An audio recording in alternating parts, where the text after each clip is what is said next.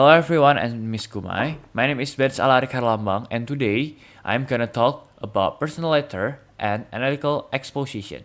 And the first, I'm gonna talk about personal letter.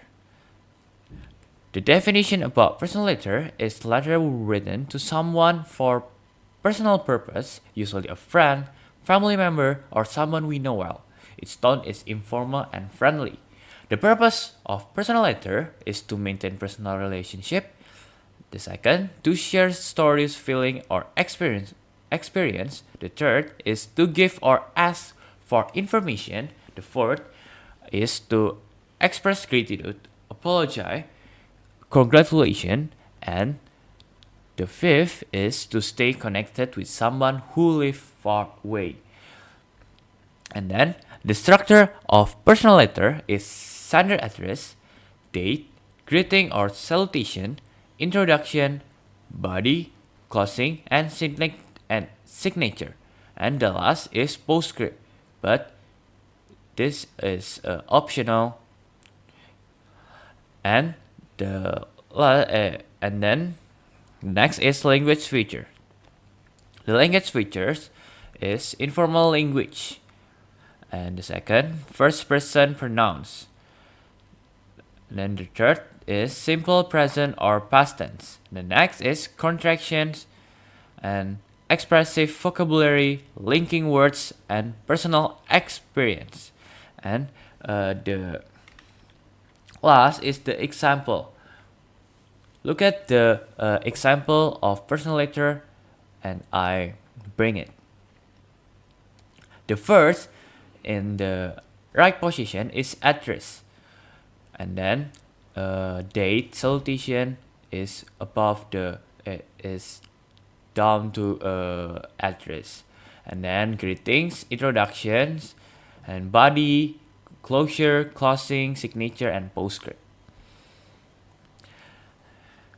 Okay, after the personal letter, I'm going to presentation about analytical exposition. The analytical exposition is a text that presents arguments to convince readers that a certain idea is true, important, or should be accepted. It is objective, logical, and supported by fact.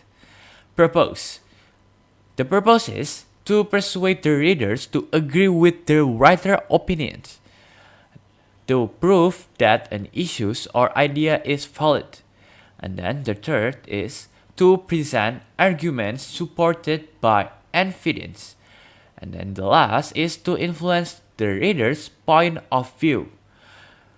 And then the structure is thesis, argument, reiteration. And I'm going to tell you about the structure of analytical exposition. The thesis is introduce the topic, start the writer's main opinion or position, and then the argument is the reason that support the thesis. Usually more than one argument. Each argument may include fact, example, and explanation. And then the last is reiteration or conclusion. The restates the writer position, reinforce the main argument, no new information is added. And then the language features of analytical expositions is simple present tense, connective or linking words, mental verbs, and internal conjunction. And look at the example. The example is thesis. Online learning has become an important method of education, and I believe it gives many advantages to students. It not only makes learning more flexible but also provides wider access to learning materials. The thesis, we know, no argument, but this is an opinion about the topic. The second is argument. The argument like this. Firstly, online learning allows students to study at their own pace. They can reply videos or reread materials wherever they need. And blah blah blah blah blah blah. Firstly, secondly, and finally, this is the argument. The argument is not one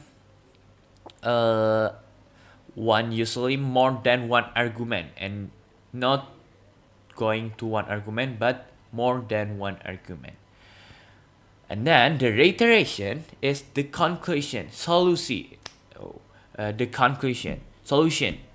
And in conclusion, online learning over flexibility, rich learning resource, and supports students' independence. For this reason, it is a valuable learning method that benefit many students today. And the reiteration, we got a solution about the argument he created and the opinion he made it. And thank you, Miss Gumai and everyone, and see you on the next time. Thank you.